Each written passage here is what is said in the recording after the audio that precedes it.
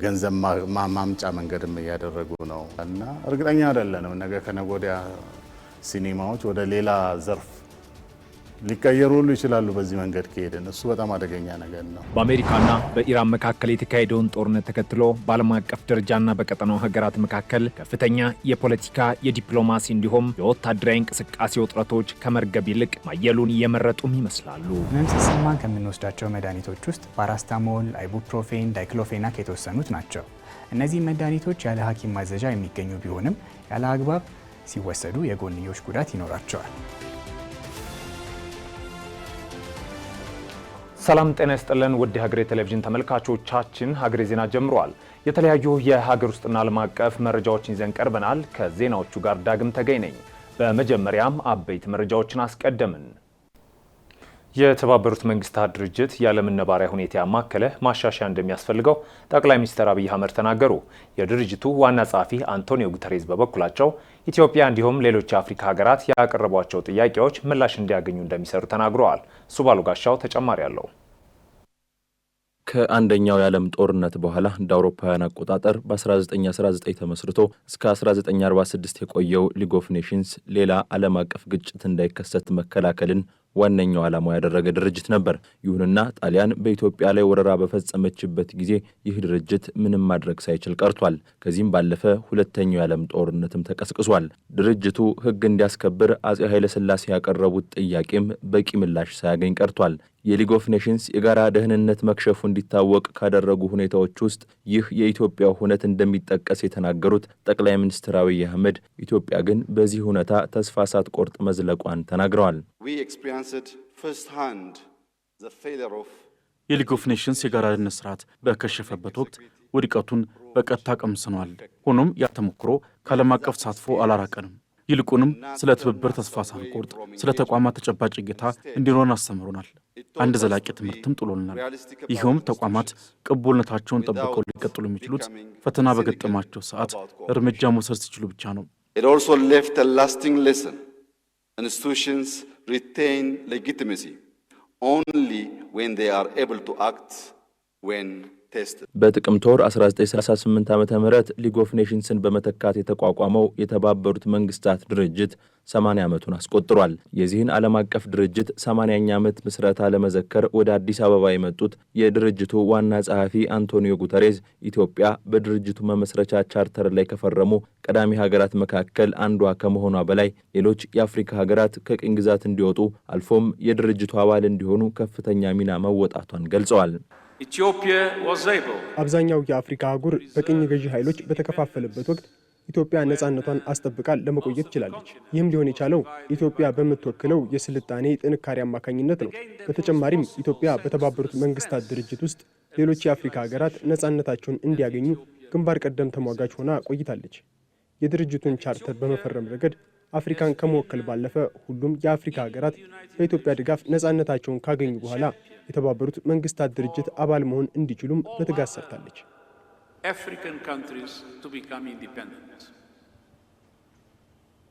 Not only you were able to represent Africa in the signing of the charter, but you have been working hard to make sure that all African states could become members of the United Nations after gaining their independence with your support. የተባበሩት መንግስታት ድርጅት በተለያዩ መስኮች ያስመዘገባቸው ውጤቶች ቢኖሩም አሁንም ድረስ የሚነሱበት ክፍተቶች እንዳሉ በርካቶች ያነሳሉ።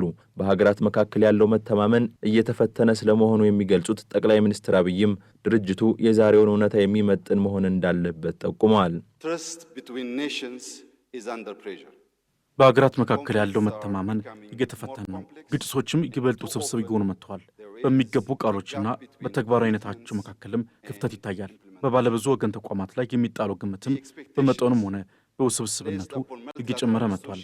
የተባበሩት መንግስታት ድርጅት ይበልጥ ውክልና ያለው ፍትሐዊና የዛሬውን እውነታ የሚያንጸባርቅ እንዲሆን ራሱን መለወጥና ማዘመን አለበት። በተለይም አፍሪካ በወደፊት ጣፈንቷ ላይ በሚተላለፉ ውሳኔዎች ላይ ጠንካራ ድምፅ ሊኖራት ይገባል። በዓለም አቀፉ ስርዓት ውስጥ የሚኖር ሰፊ ውክልና የስርዓቱን ውጤታማነትና ተአማኒነት ያጠናክረዋል። አፍሪካም አስተዋጽኦ ለማድረግ የላቀ ኃላፊነት ለመውሰድ እንዲሁም ጠንካራና ይበልጥ አሜኔታ የሚጣልበትን ዓለም አቀፍ ስርዓት እንዲፈጠር ትሰራለች።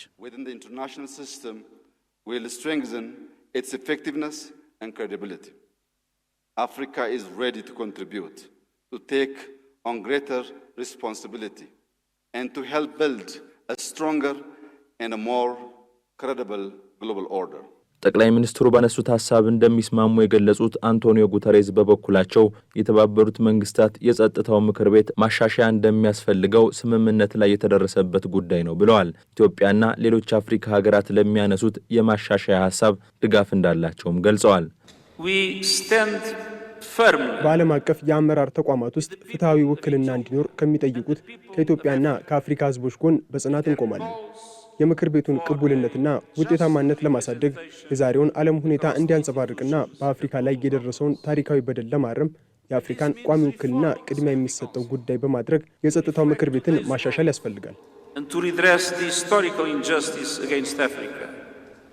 By making its permanent representation a priority to enhance the Council's legitimacy and effectiveness. ኢትዮጵያ የተባበሩት መንግስታት ድርጅትን የ80 ዓመታት ጉዞ ምክንያት በማድረግ ልዩ የመታሰቢያ ቴምብር ስብስብ አስተዋውቃለች። በፍጥነት እየተስፋፉና ተጠቃሚዎችን እያሳደጉ የሚገኙት ማህበራዊ ሚዲያዎች የኢትዮጵያን የፊልም ኢንዱስትሪ ተጽዕኖ ውስጥ መክተታቸው ተነግሯል።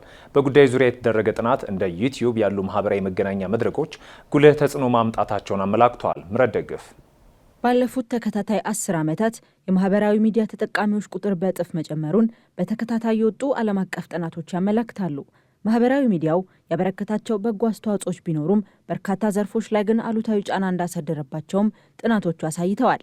ማህበራዊ ሚዲያው በኢትዮጵያ በተለይም ገና ወደ እድገት ማማ እየተሸጋገረ ነው በሚባልለት የፊልም ኢንዱስትሪ ላይም ጫና እያሳደረ ስለመሆኑ በጥናት መገኘቱን በዘርፉ ያሉ ባለሙያዎች አንስተዋል። አሁን ከተመልካች አንጻር ብናይ በጣም ከፍተኛ ቁጥር ያለው በተለይ በወጣቱ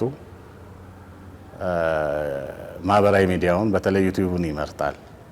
ጥናቶች እንደሚያሳዩት ማለት ነው። ምናልባት ከ80% በላይ ይፈልጋል እና ይሄ በጣም ትልቅ ቁጥር ነው። እንዲህ ነው ከተመልካች አንጻር። ሌላው ከባለሙያ አንጻር ክፍያው በጣም እንትን አይደለም። ወጪዎች ይበዙብናል። የባለሙያው በተለይ ፕሮዲውሰሮች ሮሮ ወጪዎች በጣም ይበዙብናል።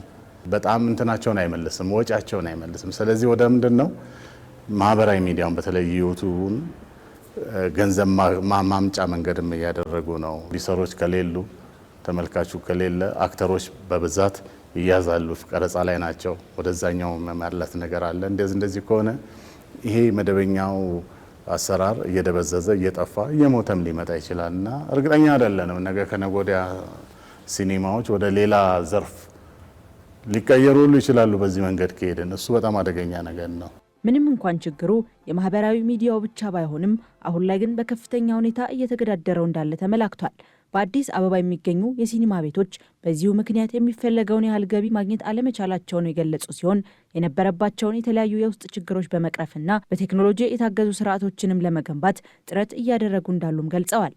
እንትኑ ከዩቲዩብ ጋር ሲነጻጸር ገና ነው። ከዩቲዩብ ጋር ሲነጻጸር ገና ነው። ለዛ ነው እኛም ወደ ስትሪሚንግ መሄድ አለብን ብለን የምናስበው። ምክንያቱም በአንድ ጊዜ ብዙ ቦታ ስለሚደርስ ዩቲዩቡ እኩል ኮምፒት ማድረግ አይችልም። ግን ከነበረው አንጻር የተወሰነ ለውጦች፣ እንቅስቃሴዎች አሉ።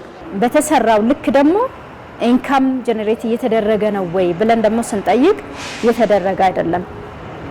እነዚህ ተግዳሮቶች እንዲቀረፉ አዳዲስ ፕሮዳክሽኖችን ፕሮዲዩስ በማድረግ በየጊዜው ያልተቋረጡ ስራዎችን በማሳየት በመስራት ወደ ኢንካሙ ሊመጣ ይችላል። ከዛ በተረፈ ግን በትልቁ ማህበረሰቡ ጋር ወይም ተመልካቹ ጋር ቲያትር ቤቱና ሲኒማው የሚደርስበትን መንገድ በቴክኖሎጂ አማካኝነት ስትራቴጂውን መቅረጽ አለበት የሚል ምክር ሀሳብ ነው። ይህ በእንዲህ እንዳለ የኢትዮጵያ የፊልም ኢንዱስትሪን ከተደቀነበት ስጋት ለማላቀቅ የፊልም ባለሙያዎችን ጨምሮ መንግስትና የሚመለከታቸው አካላት ሁሉ ስራዎች ይጠበቁባቸዋል ተብሏል። የትምህርት ስርዓቱ ላይ የፊልም ትምህርቶች፣ አጫጭር ስልጠናዎች ሊሆኑ ይችላሉ። እነዚህ ነገሮችን በጣም እንዲዳብሩ ያስፈልጋል። ሌላው የኮፕሮዳክሽን ምንለው ነገር በጣም መጠንከር አለበት። የውጭዎቹን ከኛ ጋር አንድ ላይ እንዲሰሩ ማድረግ። ለዚህ ደግሞ ፖሊሲ ያስፈልጋል። በደንብ የታሰበበት ጥልቅ የሆነ ፖሊሲ ካለ መጽደቅና ወደ ስራ መሄድ ይኖርበታል።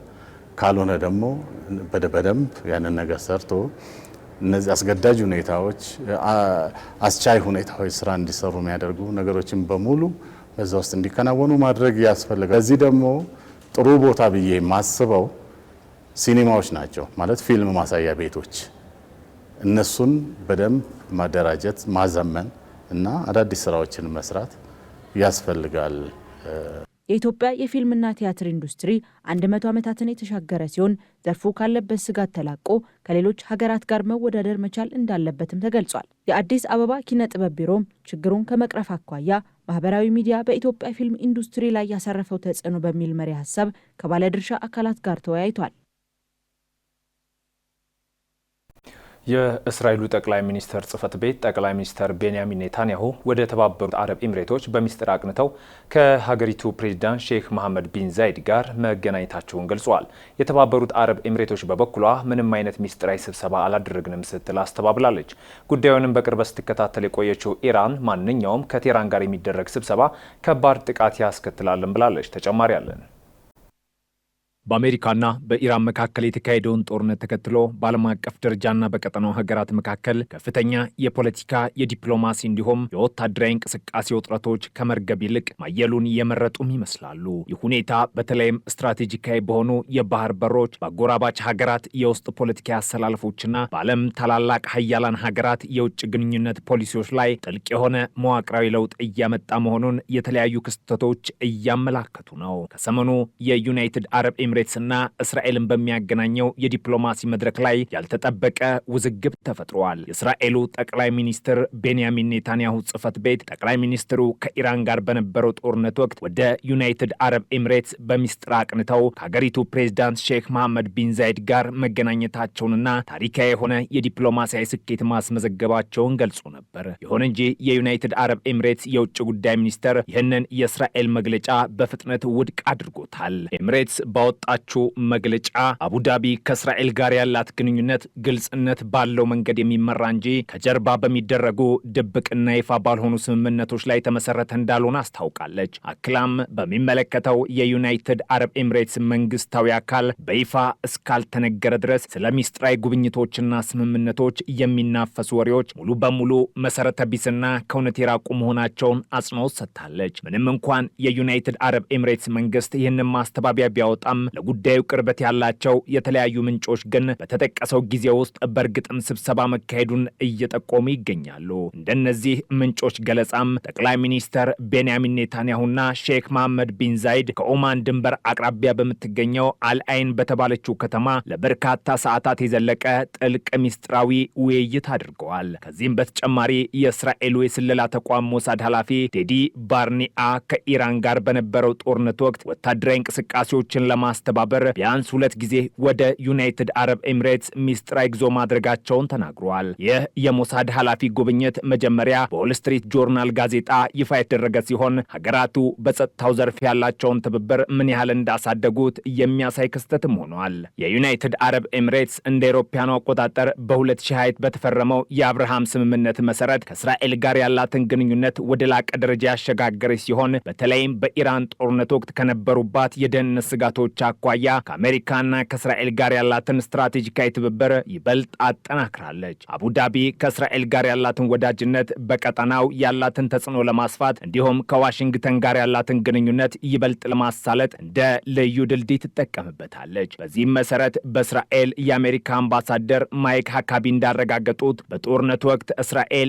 የብረት ጉልላት ወይም አይረንዶም የተባለውን እጅግ ዘመናዊ የጸረ ሚሳኤል መከላከያ ስርዓትና ይህንኑ ስርዓት የሚያንቀሳቅሱ ባለሙያዎችን ወደ ዩናይትድ አረብ ኤሚሬትስ ልካ ነበር። የዩናይትድ አረብ ኤሚሬትስ በቀጠናው ከፍተኛ የንግድና የፋይናንስ ማዕከል እንዲሁም ለአሜሪካ እጅግ ወሳኝ ከሆኑ አጋሮች መካከል አንዷ ስትሆን በመካከለኛው ምስራቅና በአፍሪካ የራሷ የፖለቲካና የኢኮኖሚ ተጽዕኖ ለማስፋት የነቃ የውጭ ጉዳይ ፖሊሲን በመተግበር ላይ ትገኛለች። ይሁን እንጂ ይህ የዩናይትድ አረብ ኤሚሬትስና የእስራኤል የጠበቀ ግንኙነት በኢራን በኩል ከፍተኛ ቁጣን ቀስቅሷል። የአሜሪካና የእስራኤል ጥምረት በኢራን ላይ ያደረሰውን ጥቃት ተከትሎ ቴህራን በወሰደችው ያጸፋ እርምጃ ከሌሎች የባህረ ሰላጤ ሀገራት ይልቅ የዩናይትድ አረብ ኤሚሬትስን የሲቪል መሰረተ ልማቶችና የኃይል ማመንጫ ተቋማት ላይ ከፍተኛ ኢላማም አድርጋ ነበር። በቅርቡ ደግሞ የኢራን የውጭ ጉዳይ ሚኒስትር አባስ አራክቺ ኔታንያሁ ኤሚሬትስን ጎብኝተዋል መባሉን ተከትሎ አቡዳቢ ከእስራኤል ጋር በምታደርገው መመሳጠርና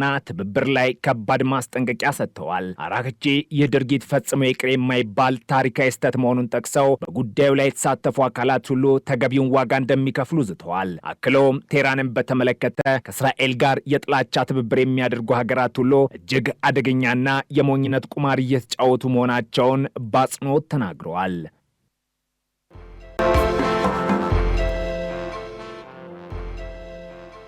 ውድ ተመልካቾቻችን ሀገሬ ዜና እንደቀጠለ ነው። አጫጭር ወዳልናቸው መረጃዎች አለፍን። የኢትዮጵያ ሀገራዊ ምክክር ኮሚሽን ኮሚሽነር የነበሩት አቶ ዘገየ አስፋው ስርዓተ ቀብር በቅድስት ሥላሴ ካቴድራል ተፈጽመዋል። በ2014 ዓ.ም ለሀገራዊ ምክክር ኮሚሽን ከተሾሙ 11 ኮሚሽነሮች መካከል አንዱ የነበሩት አቶ ዘገየ በደርግ ዘመነ መንግስት የመሬት ይዞታ ሚኒስትር ሆነው ማገልገላቸው ይታወሳል። የግብርና ሚኒስቴርን ከ1968 እስከ 1970 ዓ.ም እና ከ1983 እስከ 1984 ዓ.ም በሚኒስትርነት ያገለገሉት አቶ ዘገየ የመሬት ላራሹን አዋጅ እንዲታወጅ ከፍተኛ ድርሻ እንደነበራቸው የታሪክ ማህደራቸው ያስረዳል። ሕይወታቸው እስካለፈበት ግንቦት 3 ቀን ድረስ የሀገራዊ ምክክር ኮሚሽን ኮሚሽነርነት ሲያገለግሉ የነበሩት አቶ ዘገየ ባደረባቸው ሕመም በተወለዱ በ84 ዓመታቸው ከዚህ ዓለም በሞት ተለይተዋል።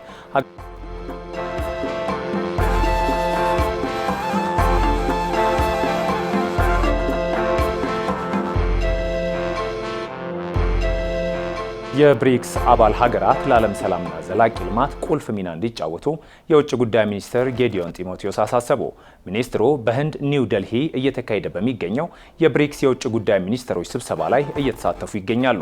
በስብሰባው ላይ ባደረጉት ንግግር ሁሉንም ሀገራት በእኩልነት የሚያገለግል ዓለም አቀፋዊ ስርዓት ለመገንባት የተቀናጀ የባለብዙ ወገን ጥረት እንደሚያስፈልግ አጽንኦት ሰጥተዋል። ወቅታዊው ዓለም አቀፋዊ ቀውስ በአስቸኳይ መፍትሄ ካልተገኘለት ከሀገራት ድንበር ባለፈ የከፋ የኢኮኖሚና የፋይናንስ መዘዝ እንዲሁም ማህበራዊ አለመረጋጋት እንደሚያስከትል ሚኒስትሩ መናገራቸውን የውጭ ጉዳይ ሚኒስቴር በማህበራዊ ትስስር ገጹ አስፍሯል።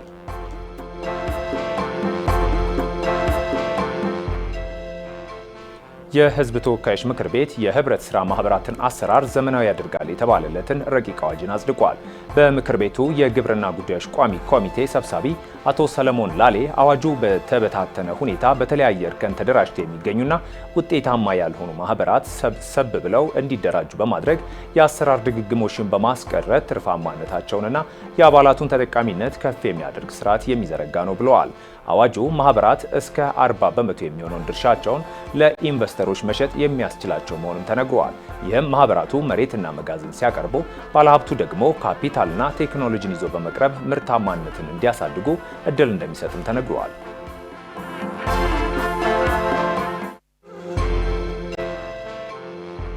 ከሀገር ማዶ ያገኘናቸው መረጃዎች አለፍን።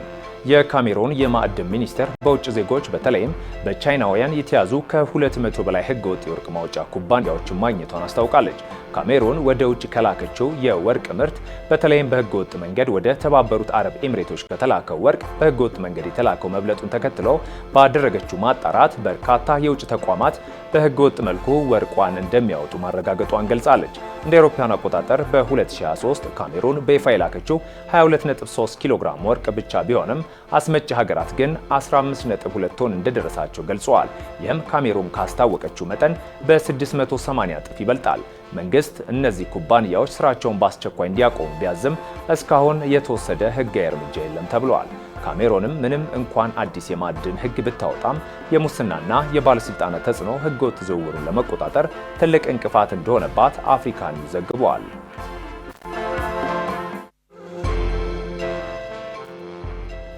የቻይናው ፕሬዝዳንት ሺ ጂንፒንግ የታይዋን ጉዳይ በአግባቡ ካልተያዘ በሁለቱ ሀገራት መካከል ግጭት ሊቀሰቀስ እንደሚችል ለዶናልድ ትራምፕ ጠንከር ያለ ማስጠንቀቂያ ሰጡ።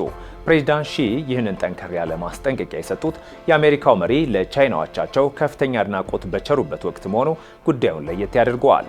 በቤጂንግ የተካሄደውና በከፍተኛ ጉጉት ሲጠበቅ የነበረው የሁለቱ መሪዎች ጉባኤ አሜሪካና ቻይና እንደ ታይዋን፣ የኢራን ጦርነትና የንግድ ውዝግብ ባሉ ወቅታዊ ጉዳዮች ላይ ያላቸው ልዩነት አሁንም እንደሰፋ መሆኑን አመላክቷል። ቻይና ታይዋንን የገዛ ግዛቷ አድርጋ ብትቆጥርም ደሴቲቱ ግን ራሷን በራሷ የምታስተዳድር መሆኗ የሁለቱ ሀገራት ዋነኛ የንትርክ መንስኤ ሆኖ ቀጥሏል። የቻይና የውጭ ጉዳይ ሚኒስትር ቃል አቀባይ ማኦ ኒንግ በማህበራዊ ትስስር ገጻቸው እንዳሰፈሩት ፕሬዚዳንት ሺ ለትራምፕ ሲናገሩ የታይዋን ጉዳይ በቻይናና በአሜሪካ ግንኙነት ውስጥ እጅግ ወሳኝ ነጥብ ነው ብለዋል። አክለውም ጉዳዩ በአግባቡ ከተያዘ የሁለቱ ሀገራት ግንኙነት የተረጋጋ ይሆናል፣ ካልሆነ ግን ወደ ግጭት በማምራት አጠቃላይ ግንኙነቱን አደጋ ላይ ይጥለዋል ሲሉም አሳስበዋል። ይህ ማስጠንቀቂያ የተሰማው ትራምፕ ስብሰባው ከመጀመሩ በፊት ለሺ ጂንፒንግ የነበራቸውን አድናቆት ከገለጹ በኋላ ነው ሲል አሶሺየትድ ፕሬስ ዘግቧል።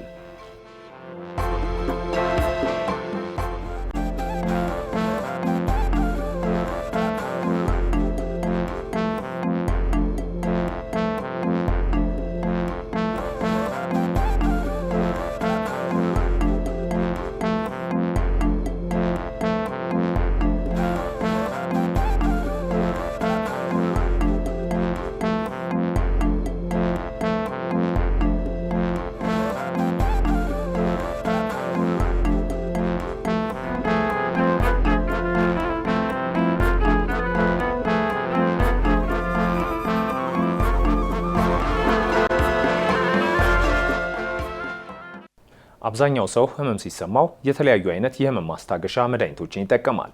ይሁን እንጂ እነዚህ ማስታገሻዎችን በተደጋጋሚ ያለ ሐኪም ማዘዣ መጠቀም ለሌሎች ተጓዳኝ በሽታዎች እንደሚያጋልጥ የህክምና ባለሙያዎች ይገልጻሉ። የዛሬው የጤና መረጃችን ትኩረት ነው። ተከታትለን እንመለስ።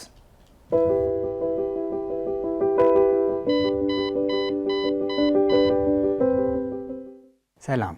ያለ ሐኪም ማዘዣ የህመም ማስታገሻዎችን በተደጋጋሚ መውሰድ ለኩላሊት፣ ለጉበት እንዲሁም ለጨጓራ ህመም ሊያጋልጥ እንደሚችል ያውቃሉ? ዶክተር ቢኒያም ነኝ፣ አብራችሁን ቆዩ። ህመም ሲሰማን ከምንወስዳቸው መድኃኒቶች ውስጥ ፓራስታሞል፣ አይቡፕሮፌን፣ ዳይክሎፌናክ የተወሰኑት ናቸው። እነዚህ መድኃኒቶች ያለ ሐኪም ማዘዣ የሚገኙ ቢሆንም ያለ አግባብ ሲወሰዱ የጎንዮሽ ጉዳት ይኖራቸዋል። ለምሳሌ ለራስ ምታት አዘውትረን የምንጠቀመውን ፓራስታሞል ስንወስድ ከሚገባን መጠን በላይ ከወሰድን ለጉበት ህመም ይዳርጋል። ከዚህ በተጨማሪ እንደ አይቡፕሮፌን ወይም ዳይክሎፌናክ ያሉ የህመም ማስታገሻዎች ደግሞ የጨጓራ ቁስለት እንዲሁም የኩላሊት ህመም ያስከትላሉ። በዚህ ምክንያት የደም ግፊት ወይም የኩላሊት ህመም ላለበት ሰው እነዚህ መድኃኒቶች አይሰጡም። የህመም ማስታገሻዎች እንዴት መውሰድ ይኖርብናል? አንደኛ፣ ሲያስፈልግ ብቻ መውሰድ። ሁለተኛ፣ ከመድኃኒቱ ጋር አብሮ የሚመጣውን ማብራሪያ በደንብ ማንበብ። ሶስተኛ፣ ከአንድ በላይ የህመም ማስታገሻዎችን ቀላቅሎ ወይም ደባልቆ አለመጠቀም። አራተኛ፣ እንደ አይቡፕሮፌን ወይም ዳይክሎፌናክ ያሉ ጨጓራን ሊጎዱ የሚችሉ የህመም ማስታገሻዎችን ከምግብ ጋር አንድ ላይ መውሰድ። አምስተኛ፣ ህመሙ ተደጋጋሚ ከሆነ የህመም ማስታገሻ ከመውሰድ ይልቅ ሐኪምን ማማከር ያስፈልጋል። ህመም የበሽታ ምልክት ሊሆን ስለሚችል በሽታውን ሳያክሙ ምልክቱን ብቻ በህመም ማስታገሻ ለማከም አይሞክሩ። ሰላም።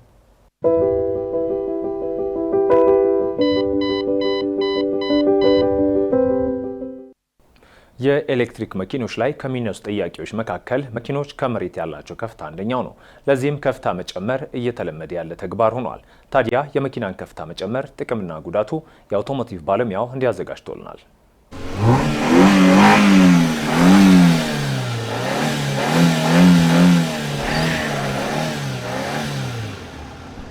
ሰላም እንደምናላችሁ ውድ ተመልካቾቻችን፣ በዝግጅታችን አሁን በተለይ የኤሌክትሪክ መኪኖች ላይ እየተለመደ የሚገኘውን የመኪና ከፍታ መጨመር ጥቅምና ጉዳቶቹ እናያለን። ከመረጃዎቹ ጋር አብራችሁን ቆዩ። የአውቶሞቲቭ ባለሙያ አዶንያ አብርሃ ነኝ። መልካም ቆይታ።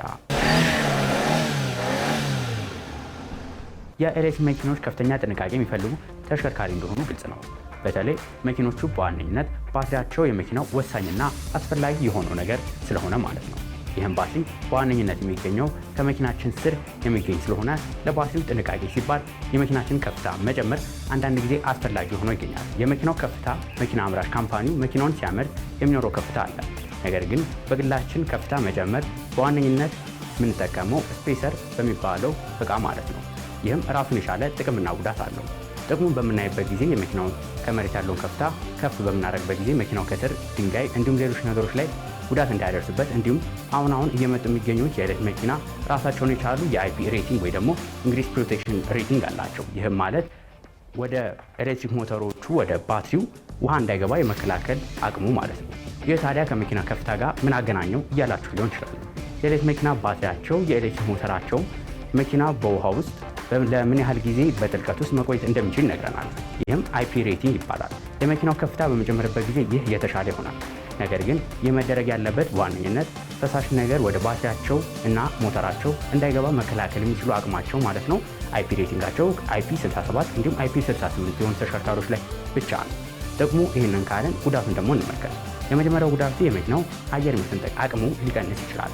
ይህም ሲሆን በዋነኝነት መኪናው በአንድ ጊዜ መጓዝ የሚችለው ርቀት ሊቀንስ ይችላል። ይህም የሚሆነው የአየር ግፊት በ60 ኪሎ ሜትር በሰዓት ወይ ደግሞ 70 ኪሎ ሜትር በሰዓት በላይ በሚሆንበት ጊዜ የአየር ግፊት ሊጨምርብን ይችላል። ይህ እንደሚያሳየን ደግሞ በከፍተኛ ፍጥነት ስናሽከረክር መኪናው አየሩን ለመሰንጠቅ ተጨማሪ ጉልበት ስለሚያስፈልገው የመኪናው ቻርጅ ቶሎ ሊያልቅ ይችላል ማለት ነው። ሌላኛው ጉዳቱ ደግሞ መኪናው በስፔሰር ተጠቅመን ከፍታ በሚጨምርበት ጊዜ በረዥም ጊዜ ውስጥ የመኪናው አንዳንድ ፓርቶች ላይ ጉዳት ሊደርስ ይችላል። የመጀመሪያው ኮንትሮል አርም ነው። ሌላኛው ደግሞ ቦል ጆይንት የምንለው ወይ ደግሞ በተለምዶ በሀገራችን ላይ ቴስቲንግ የምንለው ላይ ማለት ነው። በጊዜ ሂደት እነዚህ ነገሮች ሊበላሹብን ይችላሉ። ስለዚህ የመኪናችን ከፍታ መጨመር ግድ የሚያስፈልገን ከሆነ ስፔሰር ከፍታ መጨመር ያለብን ከ2 ሴንቲሜትር እስከ 3 ሴንቲሜትር ባለው ብቻ መጨመር ያለብን። ከዚህ በተጨማሪ ግን ተለቅ ያለ ቻርጅ የምንጠቀም ከሆነ የመኪናውን ቦዲ እንደማይነካ ማረጋገጥ ይኖርብናል። ለዛሬ ይዤላችሁ የቀረቡት መረጃ ይህን ይመስል ነበር። በቀጣይ ሌሎች ከመኪና ጋር በተገናኙ መረጃ እስከምንገናኝ ድረስ መልካም ሁሉ ተመኘው።